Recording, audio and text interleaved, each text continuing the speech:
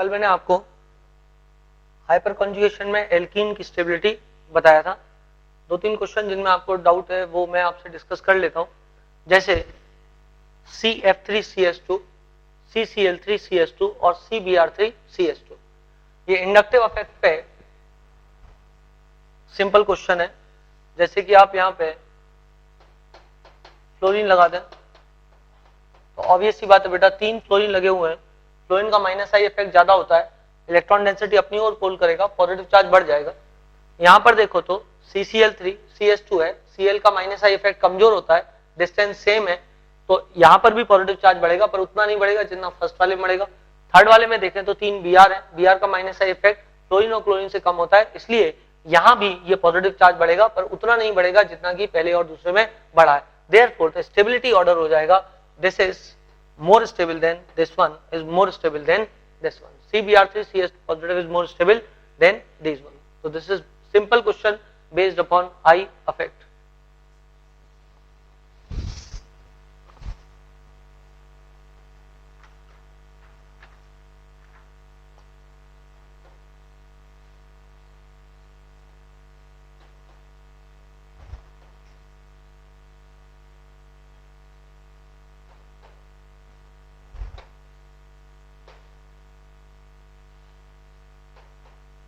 Now this question, this is again a question which you could have solved very easily. It is based on hyperconjugation. Stability of carbocation, कल मैंने आपको बताया था alpha hydrogen देख लिया करें आप। तो फिलहाल यहाँ पर ये रहा अल्फा कार्बन, क्योंकि कार्बन जिस पे पॉजिटिव चार्ज है उसके बगल वाले कार्बन को अल्फा कार्बन बोलते हैं। इस पे ऑलरेडी 3 बॉन्ड बने हुए हैं, इसका मतलब एक हिडन हाइड्रोजन होगा। इसके अलावा यहाँ पे जो चीज आपको दिख रही है वो ये है कि ये 1 डिग्री हाइड्रोजन है, ये 1 डिग्री कार्बोकेटाइन है, सॉरी, तो this is 1 degree carbocation with 1 alpha hydrogen. Now see this, this is again a 1 degree carbocation but it has 2 alpha hydrogens. So this is 1 degree carbocation with 2 alpha hydrogens. This is, I think same बना दिया हो,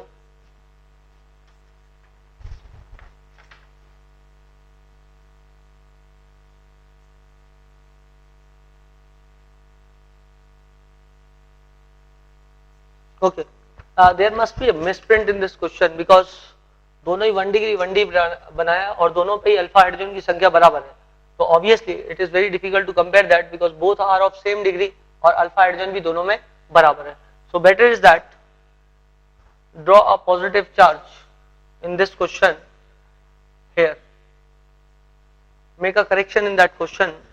कुछ positive charge का misprint हुआ हो तो इस positive charge को आप इधर ट्रांसफर कर दें। यदि पॉजिटिव चार्ज इधर हो जाता है तो ऑब्वियस सी बात है उस केस में 1, 2, 3 अल्फा हाइड्रोजन हो जाएगा, इधर भी 3 अल्फा हाइड्रोजन है और यहाँ पर 2 अल्फा हाइड्रोजन है। Therefore total alpha hydrogen are 3 + 3 6 + 2 8 alpha hydrogen are there. So most stable is then C and then it is B and then it is 1। Generally इसकी कंपेरिजन आप 1 डिग्री 2 डिग्री और 3 degree के आधार पर कर सकते हैं। So this is 3 degree carbocation.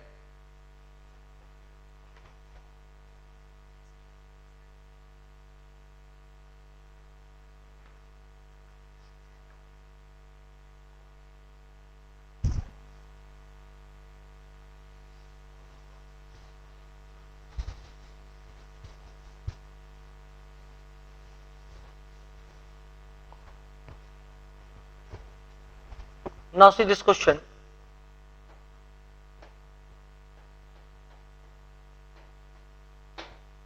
This is negative charge over here.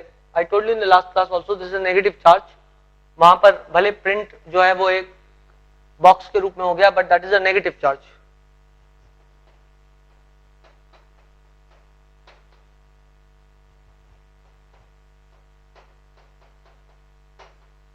You know this, the negative charge is more stable on a electronegative atom. यदि आप यहां पर देखोगे तो ये जो कार्बन है, this carbon is sp hybridized, 1 sigma bond and 1 lone pair. Therefore the carbon is sp hybridized and a carbon which is sp hybridized is more electronegative than nitrogen at its electronegativity is 3.25. Therefore this carbon is sp hybridized, it is highly electronegative. Negative charge is more stable on electronegative elements, therefore this is more stable. Now see this carbon is sp2 hybridized. There is one lone pair with 2 sigma bond, one with the hydrogen and one with the carbon. Therefore 2 sigma bond and one lone pair hybridization is sp2. sp2 hybridized carbon has an electronegativity of 2.85. Therefore it negative charge will be stable on sp2 hybridized carbon when compared to sp3 hybridized carbon, क्योंकि यहाँ पे 3 sigma bond और एक lone pair है. So it is sp3 hybridized carbon. More the electronegativity of a atom, more the stability of the negative charge on that atom will be, because you know this, मतलब कि जितना ज्यादा electronegative group होगा उस पर negative charge उतना ही अधिक स्थिर हो जाएगा, उतना ही ज्यादा स्टेबल हो जाएगा. The simple logic is that the one which has more electronegativity will pull the electron towards itself more and will not let that electron go away from that. Therefore the stability of negative charge on that atom will be greater.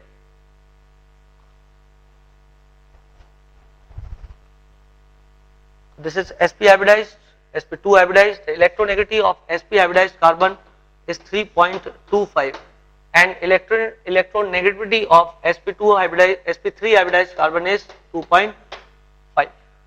Although यहाँ पर ये कहना कि electronegative exactly 2.5 होगी ये भी सही नहीं है, क्योंकि ये कार्बन भले sp3 हाइब्रिडाइज्ड है बस इसके ऊपर नेगेटिव चार्ज है और नेगेटिव चार्ज आने के साथ ही एटम का साइज जो है वो बड़ा हो जाता है और यदि उसका साइज बड़ा होगा तो उसकी इलेक्ट्रोनेगेटिव थोड़ी सी गिर जाएगी, मतलब इसकी इलेक्ट्रोनेगेटिव 2.5 से थोड़ी सी नीचे हो सकती है.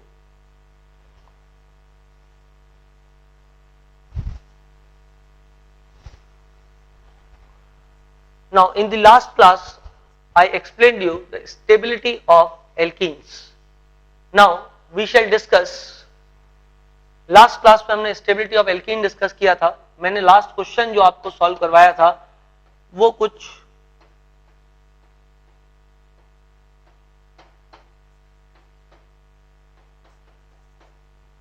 ऐसा था.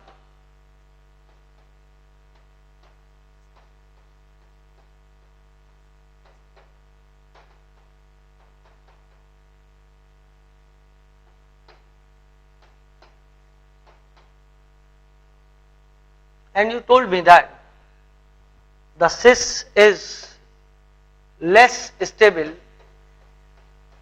when compared to the trans. Number of alpha hydrogen were equal in all three cases. 6 alpha, again 6 alpha, यहाँ पे एक हिडन हाइड्रोजन लगा दो और यहाँ पर एक हिडन हाइड्रोजन लगा दो. So there are 6 alpha. यहाँ पर आ जाएं आप, यहाँ पर भी डबल बॉन्ड ड्रॉ कर दें और इधर भी हो जाएगा 6 alpha. Now there are 6 alpha hydrogens which are present in all the three cases. Now we have to compare that which is more stable. If you see this case of second and third, you can easily say that this is a trans form and that is a cis form. Therefore the trans form is more stable when compared to the cis form.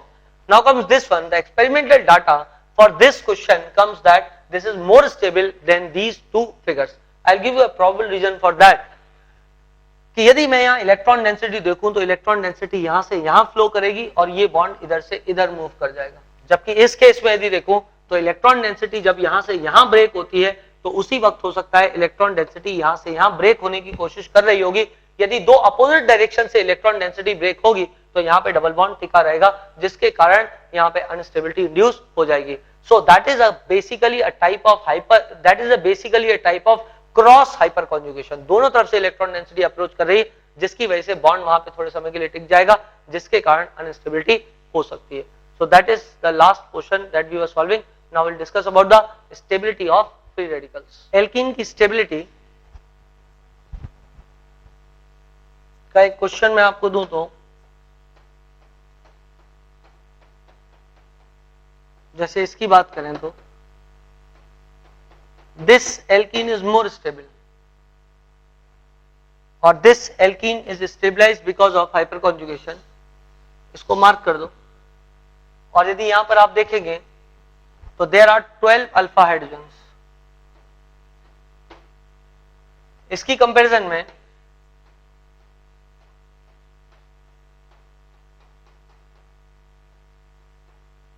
यदि ये alkene देखो so this is less stable because in total there are 9 alpha hydrogens.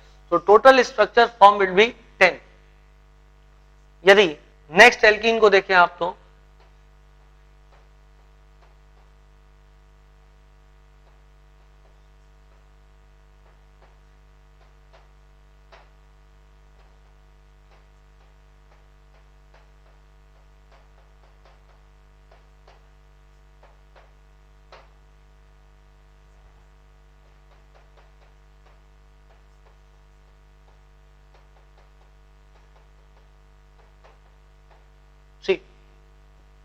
This is first one having 12 alpha hydrogen, second one having 9 alpha hydrogen, then third one 6 alpha, again 6 alpha, again 6 alpha. These three I have discussed right now. अभी भी मैंने discuss किया आपसे. इनको देखो तो 12 alpha का मतलब टोटल स्ट्रक्चर बनेंगे 13 बिकॉज 12 प्लस 1. इसके स्ट्रक्चर्स कैसे बनाते हैं वो बात मैंने कल आपको थ्योरेटिकली समझाई थी. H ये इधर से इधर बॉन्ड ब्रेक करेगा तो ये बॉन्ड इधर से इधर ब्रेक कर जाएगा. Therefore, एक स्ट्रक्चर कैसा हो जाएगा, इधर H प्लस आ जाएगा, जैसा कि कल समझाते हुए मैंने आपको एल्कीन्स के साथ में इस एग्जाम्पल से समझाया कि यहां से इलेक्ट्रॉन डेंसिटी यहां ब्रेक होगी, ये इलेक्ट्रॉन डेंसिटी यहां ब्रेक हो जाएगी. Therefore, the resonating structure or the hyperconjugating structure which is formed is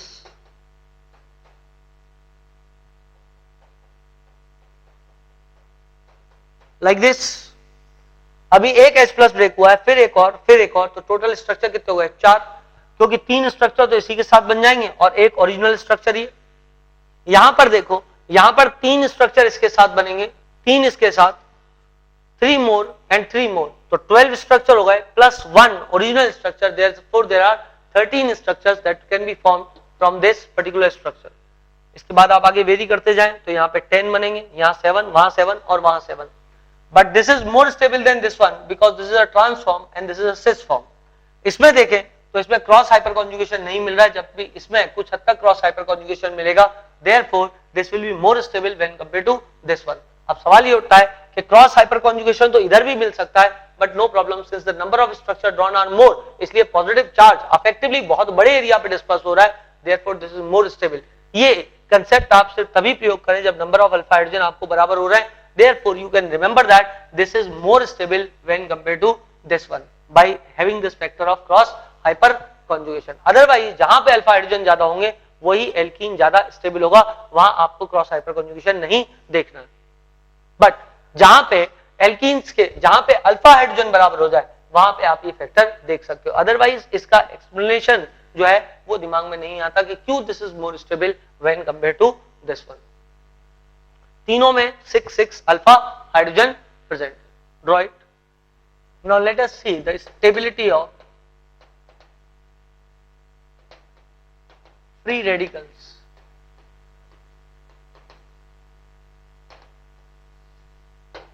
stability of free radicals based on hyperconjugation. अभी मैंने आपको इंडक्टिव इफेक्ट पढ़ाया इससे पहले.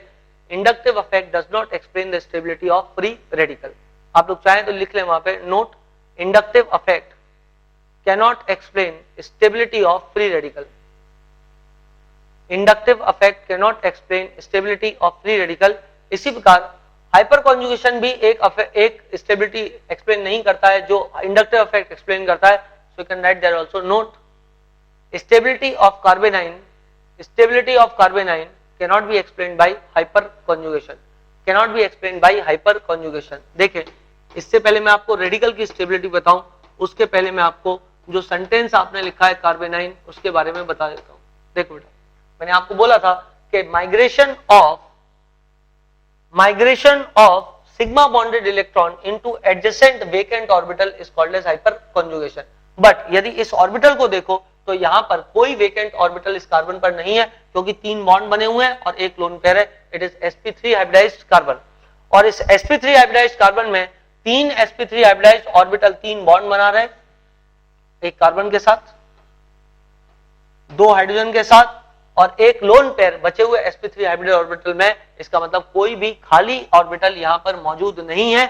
ये बॉन्ड इस डायरेक्शन में ब्रेक कर ही नहीं सकता. Therefore hyperconjugation will not explain stability of carbanion. यहां पर ऑक्टेट कंप्लीट है. It is sp3 hybridized carbon with no vacant orbital. sp3 hybridized carbon मतलब 4 orbital sp3 sp3 sp3 sp3 होंगे.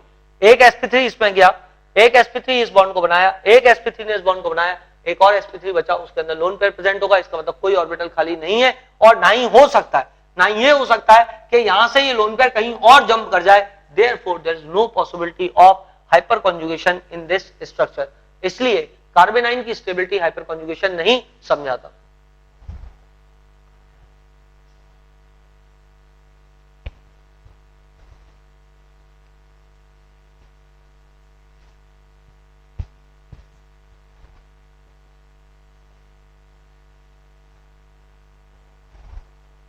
अब मैं आपको नेक्स्ट चीज बताऊं, stability of free radicals.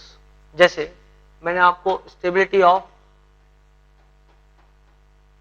Carbocation बताया था, सी, यहां यदि आप ध्यान दें तो CH2 रेडिकल बना हुआ है,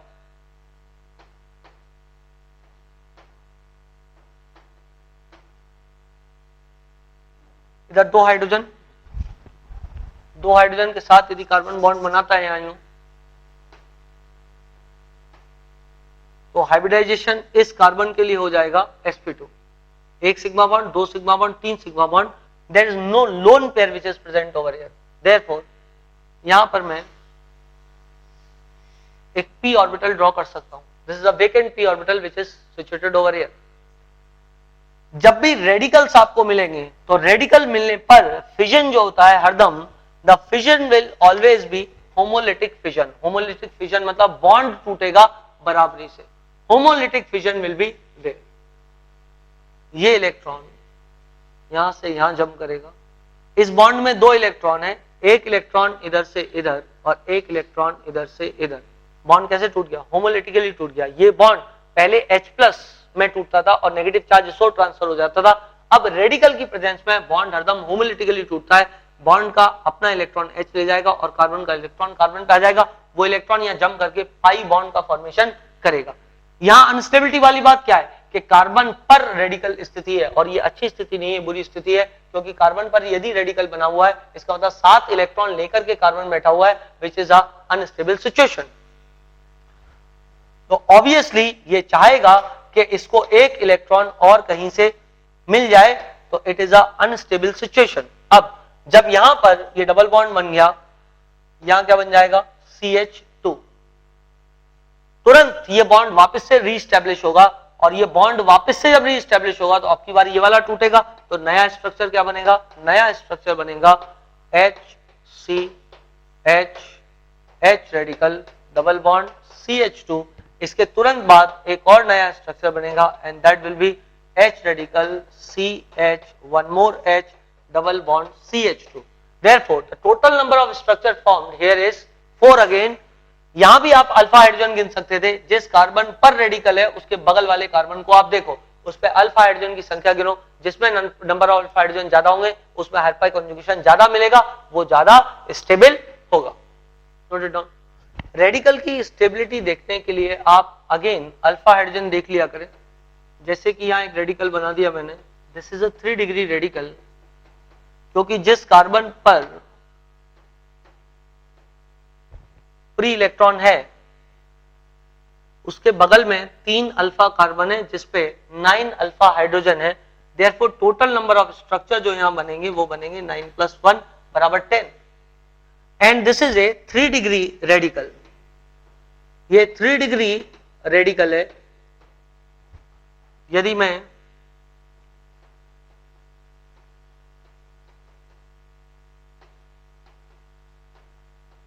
ये बना दूं तो यहां पे total alpha hydrogen 6 alpha hydrogen है।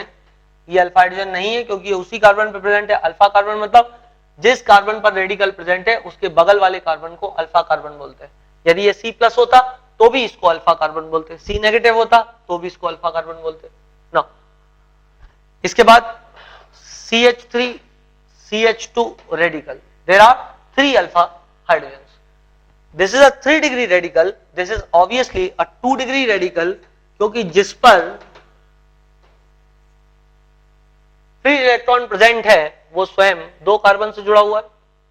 यदि यहां पर देखें तो आप, तो दिस इज 1 डिग्री रेडिकल, क्योंकि जिस पर फ्री इलेक्ट्रॉन मौजूद है वो स्वयं 1 कार्बन से जुड़ा हुआ है। So this is a 1 degree radical. तो यहां पे टोटल स्ट्रक्चर 4 बनेंगे 4, यहां पे टोटल स्ट्रक्चर 7 बनेंगे क्योंकि 6 अल्फा + 1, और यहां पे टोटल स्ट्रक्चर 10 बनेंगे 9 alpha + 1। therefore this is more stable when compared to this one, when compared to this one, when compared to this one. There is no alpha hydrogen which is present in the last example. So stability order 3 degree, more than 2 degree, more than 1 degree, more than methyl radical.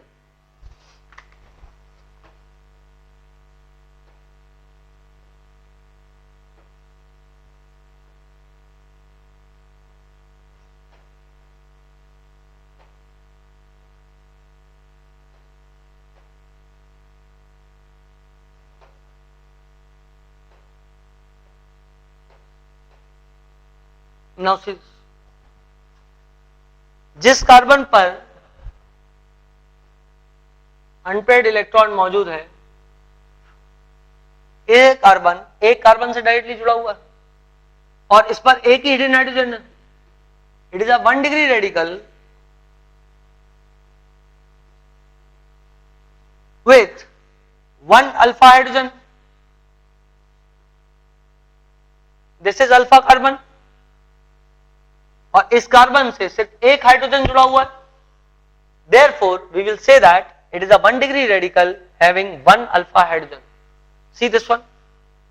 It is a 2 degree radical क्योंकि जिस carbon पर free electron मौजूद है वो carbon स्वयं दो carbon से जुड़ा हुआ है directly. Therefore, it is a 2 degree radical and there are 3 alpha hydrogen. देखो 3 बॉन्ड तो कार्बन ऑलरेडी बनाए, मतलब एक हिडन हाइड्रोजन होगा. यहां पे ये वाला कार्बन एक बॉन्ड इधर और एक बॉन्ड इस ओर बनाए, इसका मतलब इसमें 2 हिडन हाइड्रोजन और होंगे.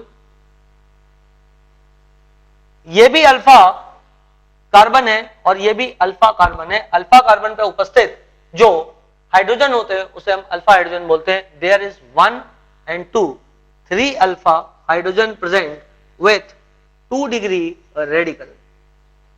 थर्ड वाला यदि आप एग्जाम्पल देखें तो यहां पर फ्री इलेक्ट्रॉन मौजूद है. इधर देखिए आप, दिस इज 2 अल्फा हाइड्रोजन और यहां भी 2 अल्फा हाइड्रोजन है और यहां पर यदि आप देखें तो 3 अल्फा हाइड्रोजन यहां पर. देखिए बेटा, जिस कार्बन पर फ्री इलेक्ट्रॉन मौजूद है उससे जुड़े हुए कार्बन देखें, 2 कार्बन ही है और एक कार्बन ही है. Therefore, in total there are 3 alpha carbons and on alpha carbon count the number of hydrogen atoms. So 1, 2, 3, 4, 5, 6, 7. So this is 3 degree radical plus 7 alpha hydrogen.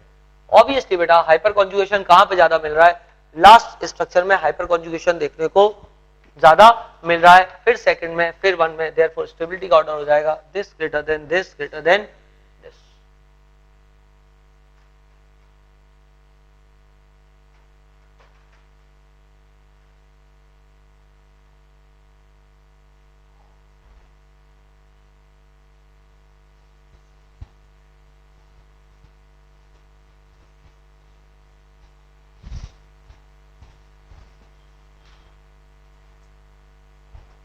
One more question.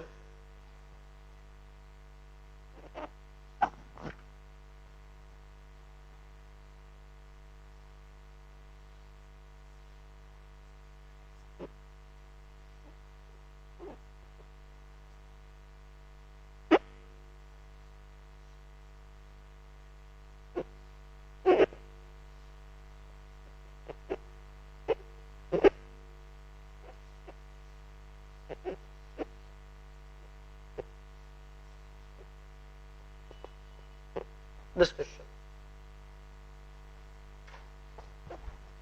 Now see this. This is 1 degree radical क्योंकि ये एक ही carbon जुड़ा है और इस पर सिर्फ एक ही हिडन हाइड्रोजन है. So 1 degree radical with 1 hydrogen, alpha hydrogen. Therefore total structure 2 बन जाएंगे. It is a 3 degree radical क्योंकि जिस पर इलेक्ट्रॉन प्रेजेंट है, फ्री इलेक्ट्रॉन, वो 3 कार्बन से जुड़ा हुआ है. यहाँ पे 3 अल्फा हाइड्रोजन, यहाँ पर 3 अल्फा हाइड्रोजन और यहाँ पे एक hidden hydrogen, total 7 alpha hydrogen.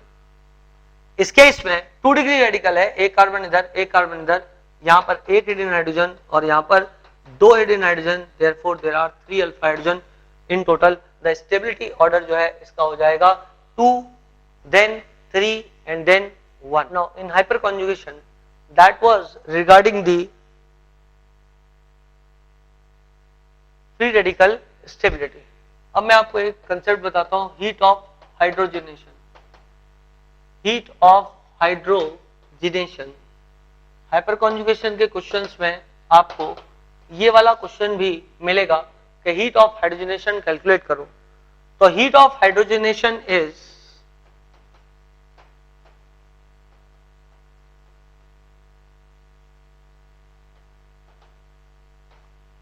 inversely proportional to stability. Heat of hydrogenation is inversely proportional to stability when number of unsaturated और number of multiple bonds, सीधा लिख दो, multiple bonds are same. When number of multiple bonds are same, इस बात का मतलब आप जब क्वेश्चन सॉल्व करेंगे तो आपको निश्चित रूप से ज्यादा समझ में आएगा। अभी थोड़ी देर में मैं जब आपको क्वेश्चन सॉल्व करवाऊंगा आई विल टेल यू कि मैंने ये लाइन क्यों लिखी है बाद में, क्योंकि किताब में इतनी लाइन लिखते हैं, heat of hydrogenation is inversely proportional to stability, और स्टेबिलिटी हम हाइपर कॉन्जुगेशन के द्वारा देख सकते हैं। इसका मतलब जो मॉलिक्यूल की स्टेबिलिटी ज्यादा होगा उसका हीट ऑफ हाइड्रोजनेशन जो है वो उतना ही कम होगा। सवाल ये है कि हीट ऑफ हाइड्रोजनेशन होता क्या है। तो आपने थर्मोडायनेमिक्स में हीट ऑफ हाइड्रोजनेशन का कंसेप्ट थोड़ा पढ़ा होगा। हीट ऑफ हाइड्रोजनेशन मैं आपको एक एग्जांपल देके बताता हूं। जैसे कि आपके पास एल्कीन है CH2 और इसको आपने H2 के साथ ट्रीट किया हाइड्रोजन गैस के साथ में in presence of a suitable catalyst and some temperature, maybe sometimes temperature is required, sometimes it is not required, depends upon the kind of the catalyst that you have, but जब H आकर के यहाँ attach हो जाएगा तो ये बन जाएगा CH2H, CH2H. So basically you will obtain alkane and here you have alkene. यदि आप देखो तो alkenes are less stable when compare to alkanes. यदि ये लेस स्टेबल है तो इस स्ट्रक्चर की एनर्जी ज्यादा होगी और इस स्ट्रक्चर की एनर्जी कम होगी। मतलब जब ये स्ट्रक्चर बनेगा तो कुछ अमाउंट में एनर्जी रिलीज हो जाएगी, that will be called as delta H. This amount of energy which is released during hydrogenation is called as heat of hydrogenation. अब आप सोचो यदि कोई स्ट्रक्चर पहले से ज्यादा स्टेबल है तो उसका हीट ऑफ हाइड्रोजनेशन क्या होगा, उसका हीट ऑफ हाइड्रोजनेशन कम होगा। क्योंकि क्या हो रहा है कि ये स्टेबल स्ट्रक्चर, मैं भी आपको ये और ज्यादा थोड़ा समझाता हूं। ये एल्कीन है आपके पास, यदि ये एल्कीन पहले से स्टेबल है तो इसका मतलब क्या है, इसकी एनर्जी लो होगी, इसकी एनर्जी कम होगी।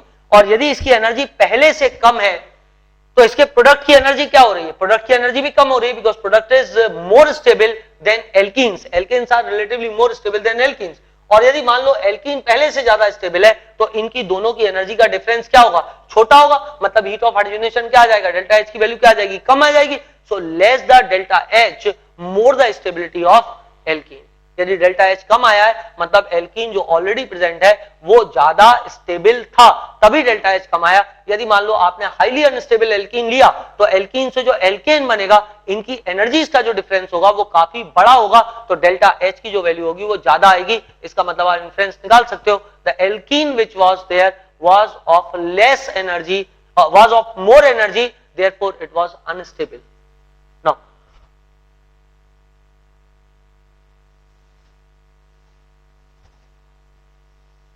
अब समझे, जैसे मान लो मेरे पास CH3C triple bond C, CH3 CH3 CH3, ये एक एल्कीन है। और एक एल्कीन मेरे पास ये है। Obviously I think you understand what is that.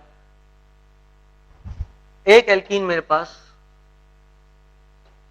ये है, इसको भी इसी फॉर्म में बना देते हैं, सेम चीज है।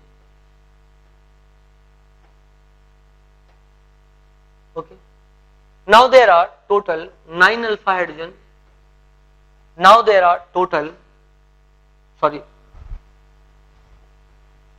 Alpha hydrogen, 9 alpha hydrogen and 6 alpha hydrogen. Also, one more.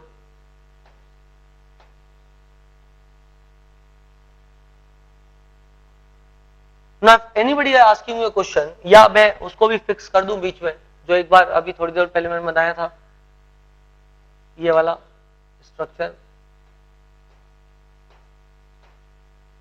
थोड़ी देर पहले भी ये क्वेश्चन मैंने आपको कराया है स्टेबिलिटी से। तो आप देखें इसमें से सबसे ज्यादा स्टेबल एल्कीन कौन सा है, यहां सबसे ज्यादा स्टेबल एल्कीन है ये पहला वाला, because of more hyperconjugating hydrogen that are present. दूसरा स्टेबिलिटी इसका है, तीसरा स्टेबिलिटी इसका है, चौथा इसका है, और पांचवा इसका स्टेबिलिटी। यदि किसी ने आपसे हीट ऑफ हाइड्रोजिनेशन का ऑर्डर पूछा तो हीट ऑफ हाइड्रोजिनेशन का ऑर्डर यहां पर हो जाएगा, सबसे ज्यादा हीट ऑफ हाइड्रोजिनेशन कहां पे होगी, जो सबसे ज्यादा अनस्टेबल होगा। Therefore 5 greater than 4 greater than 3 greater than 2 greater than 1. So this is the order of heat of hydrogenation.